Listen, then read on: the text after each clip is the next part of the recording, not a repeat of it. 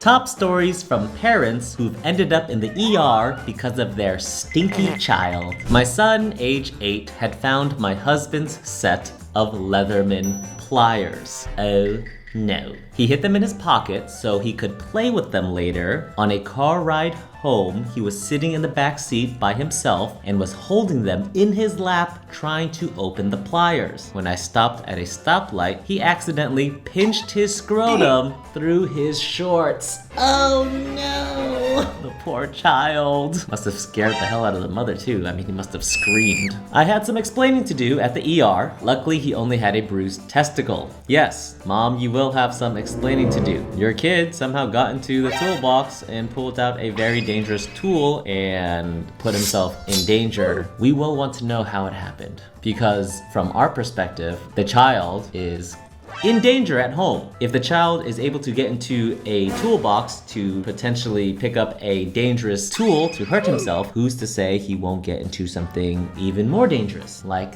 the medicine box, and potentially take some medicine that could really hurt him, which has happened. So we will need a very good explanation. You must convince us that your child is safe at home, or we will contact our social worker and they may or may not call Child Protective Services to do a little home visit. Right to jail. No trial, no nothing. Luckily, he only had a bruised testicle. Nothing worse. Luckily, he didn't lose a testicle at 8 years old, so. What is on your pancake? Oh! Oh no! The poor kid was just trying to show his daddy his little toes. Poor dad, you hear him scream. You'll miss it.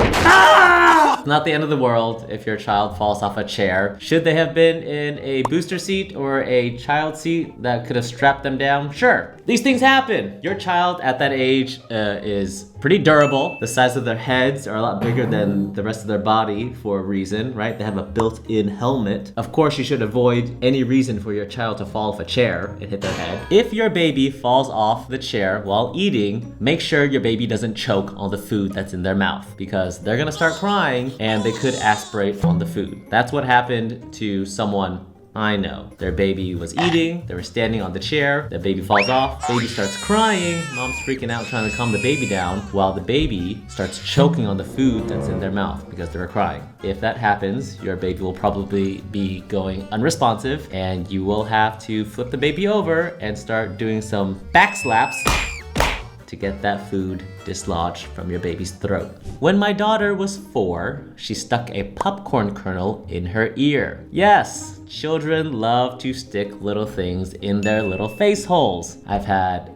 little plastic balls, I've had lots of Legos. Popcorn kernel is new. No way was that thing coming out. Her dad was not at all impressed and let her know it. We arrived at the hospital and my daughter marched right up to the admitting desk and said indignantly, "My daddy yelled at me." Aw, she still got her wits about her. That's good. As it happened, though, they tried several tactics: irrigation, rolling it out, attaching something sticky and pooling.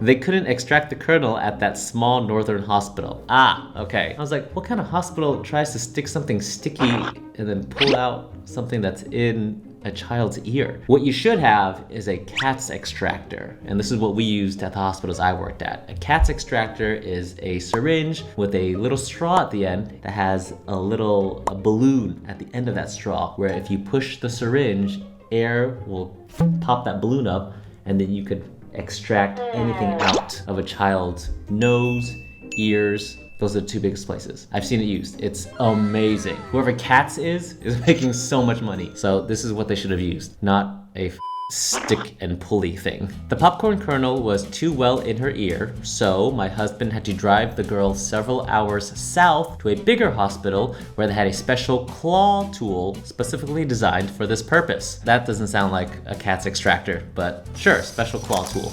The best part, as my husband tells it, was the fact that he spent most of the drive reassuring the kid that there would be no needles, as he couldn't see any reason they'd need one. Then they arrive and discover that in fact the child would have to be sedated for the procedure. Sedated for the procedure? I mean, if the popcorn kernel was like really far into her ear, maybe I could see them having to sedate the child, but in my experience, all we had to do was hold the kid down. Even if they were fighting, enough of us to hold a 4-year-old down doesn't take that much, right? One tech, hold the knees and the body, the other tech to hold the head down. Doctor just comes in with the cat's extractor, pops that thing right out. Don't need sedation. I don't know what hospital this is. The little girl was all Needle? and her dad was oh, the dad laughed at the daughter. You know, I'll bet the daughter did not need sedation or a needle. I'll bet the dad went up to the doctor and was like, hey man, I need to teach my little girl a lesson. Can you give her a needle?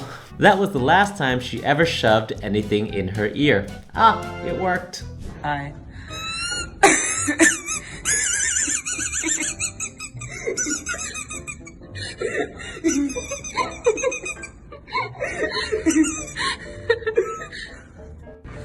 Jonathan, are you okay?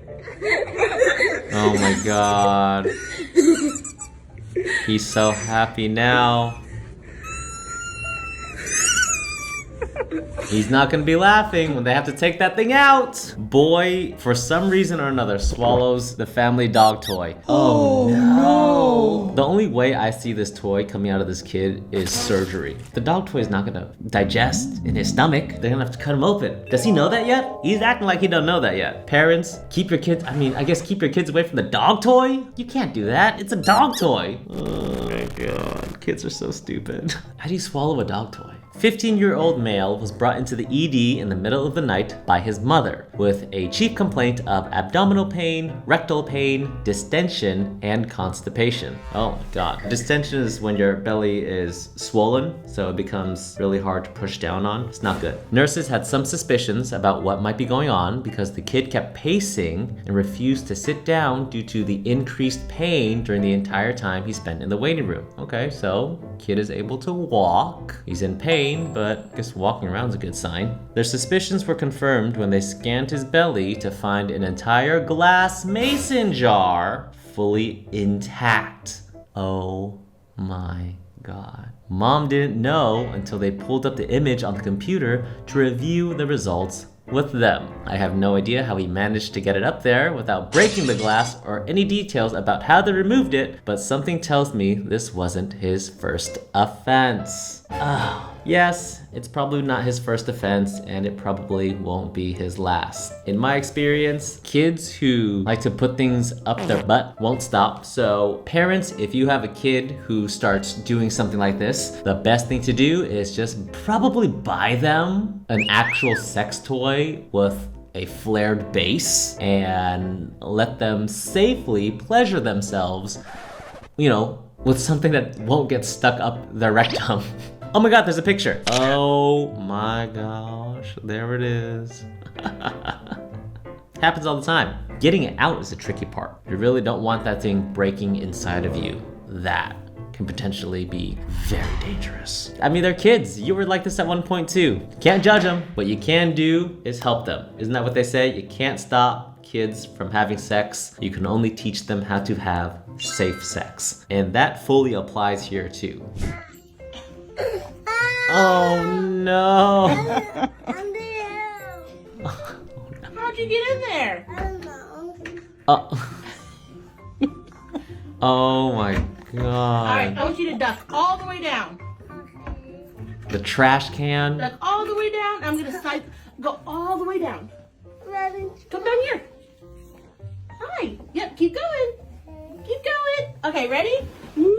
All right. Parents, do not let your child somehow get into the trash can of a hospital. Do you have any idea what goes into that trash can? Biohazard material, blood, poop, spit. Luckily not needles, right? At the hospital, needles go in a very separate container called the sharps container. Needles should never go into trash cans like this unless you're a terrible healthcare worker and you somehow throw the needles into the trash can.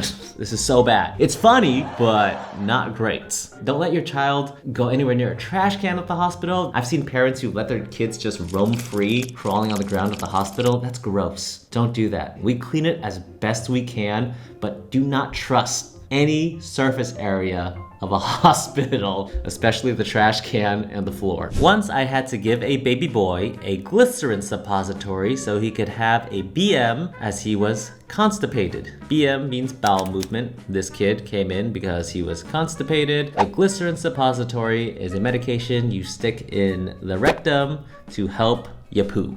I explained to Dad what I was doing, and he proceeds to ask me if that was going to make his baby gay.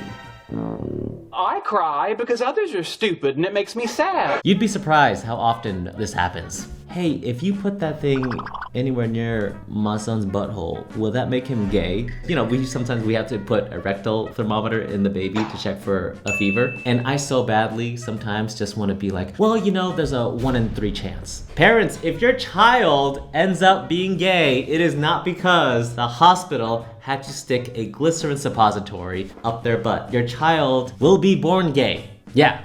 And you hit the lottery with that one, because gay kids are awesome. I am currently on tour. Ticket links and dates are in my bio. Please come to a show and come share your crazy hospital stories with me. I will see you all soon, motherfuckers. Goodbye.